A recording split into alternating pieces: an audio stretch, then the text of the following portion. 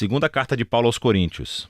Mesmo que seja chamado de segunda aos Coríntios em nossas Bíblias, há várias pistas dentro desta carta de que não foi a segunda coisa que ele escreveu para a igreja primitiva de Corinto. Paulo iniciou essa comunidade de Jesus em Corinto um tempo antes de uma das suas viagens missionárias. Você pode ler a história no livro de Atos, capítulo 18. E após continuar a viagem, Paulo recebeu um relato de que as coisas não estavam indo bem por lá. Então ele escreveu uma carta que chamamos de Primeira aos Coríntios, para corrigir esses problemas, e parece que muitos na igreja rejeitaram os ensinos de Paulo naquela carta e se rebelaram contra a sua autoridade. Assim, aprendemos que nessa carta que Paulo tinha feito, pessoalmente, o que ele chama de uma visita dolorosa. Depois disso, ele enviou uma carta que diz que foi escrita com angústia e lágrimas. E, depois de todas essas medidas, a maioria dos coríntios, mas não todos, percebeu a sua arrogância e pediu desculpas a Paulo. Eles queriam se reconciliar. Então Paulo escreveu essa carta para assegurar-lhes do seu amor e compromisso com eles. A carta foi projetada com 3 seções principais, cada uma abordando um tópico distinto. Paulo primeiro finaliza sua reconciliação com os coríntios. Depois, nos capítulos 8 e 9, ele aborda o tema da generosidade esquecida. E nos capítulos finais, Paulo desafia os coríntios restantes, aqueles que ainda o rejeitam. Vamos nos aprofundar e ver como tudo funciona. Então, Paulo começa agradecendo a Deus de toda a misericórdia e conforto que trouxe paz e coragem para ele e os coríntios durante essa época de divisão e disputa. Ele reconhece que as coisas estão tensas desde aquela visita dolorosa, e claro que ele os perdoou, e quer um relacionamento aberto e honesto. Mas por que eles tinham rejeitado Paulo? Bom, descobrimos mais adiante nessa carta que os coríntios tinham ignorado Paulo como líder. Ele era pobre e tinha uma vida escassa através do trabalho manual. Ele estava sob constante perseguição e sofrimento.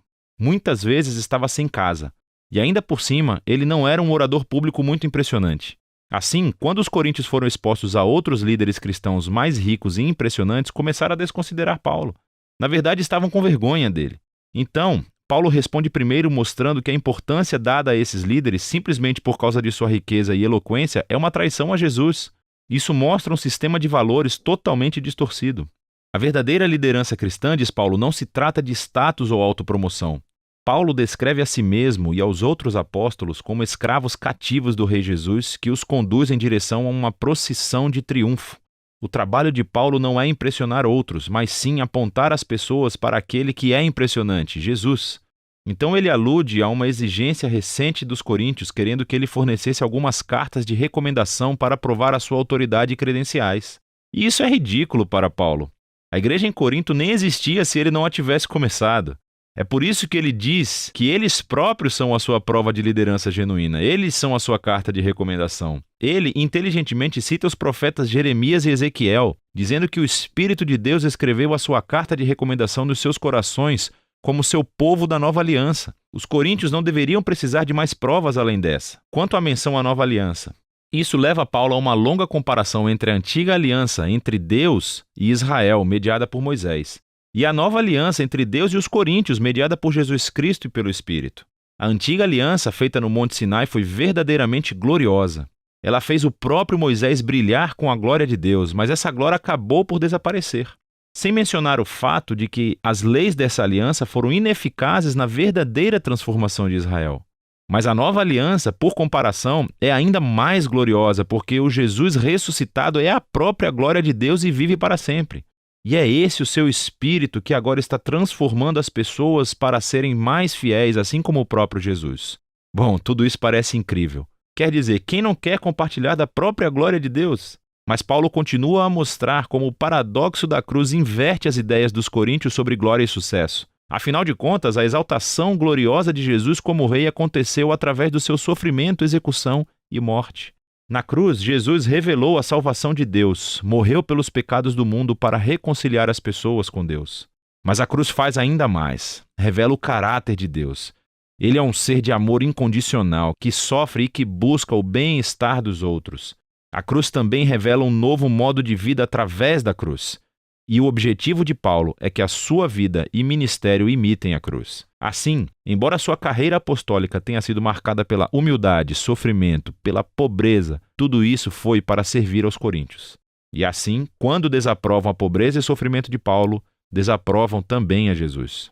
O modo de vida e liderança de Paulo são, na verdade, a prova de que ele representa autenticamente o Jesus que foi crucificado e ressuscitado. Paulo realmente quer se conciliar com os coríntios, mas não descansará até que se transformem e abracem o paradoxo da cruz invertida. Depois desse apelo impetuoso, Paulo prossegue para abordar o tema da generosidade esquecida. Os cristãos judeus em Jerusalém passaram pela pobreza devido a uma crise de fome. Paulo estava arrecadando dinheiro entre as novas igrejas que ele começou, a maioria cheias de não-judeus. Ele pediu que todas elas enviassem um presente de ajuda como um símbolo da sua unidade no Messias Jesus. E muitas das suas igrejas ficaram muito animadas para contribuir.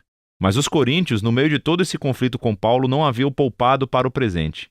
E para Paulo, isso não é só sobre dinheiro, é um sinal de que os coríntios não foram transformados pelo Evangelho de Jesus, que na sua essência é uma história de generosidade. Paulo diz: você conhece a generosa graça do Senhor Jesus, o Messias, que embora fosse rico, por sua causa se tornou pobre, para que através de sua pobreza você pudesse se tornar rico. Ele conta a história do Evangelho através de metáforas financeiras. E ele se rebaixou para morrer como um escravo pobre para que outras pessoas arruinadas pelo pecado e pela morte pudessem ser exaltadas e se tornassem ricas por meio da graça de Deus. Ser um cristão é permitir que essa história entre profundamente em sua mente e em seu coração.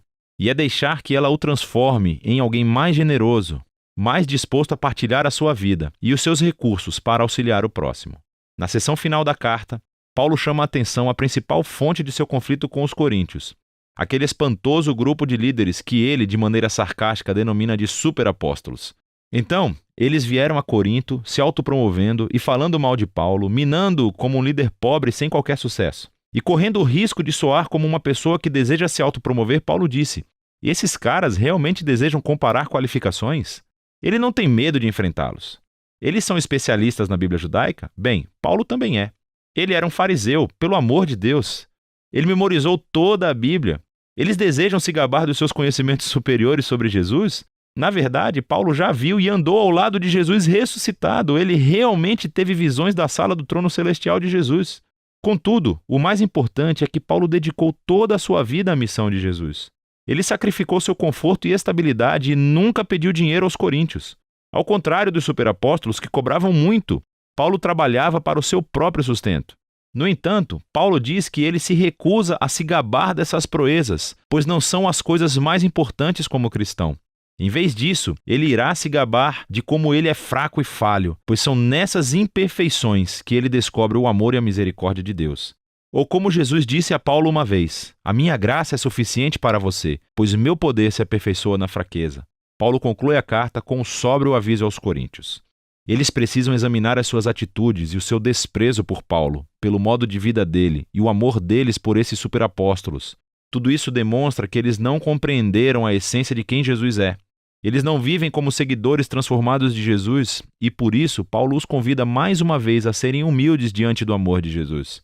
A segunda carta aos Coríntios nos dá uma perspectiva sobre a vida de Paulo e sobre o paradoxo que a cruz de Jesus estabelece perante nós.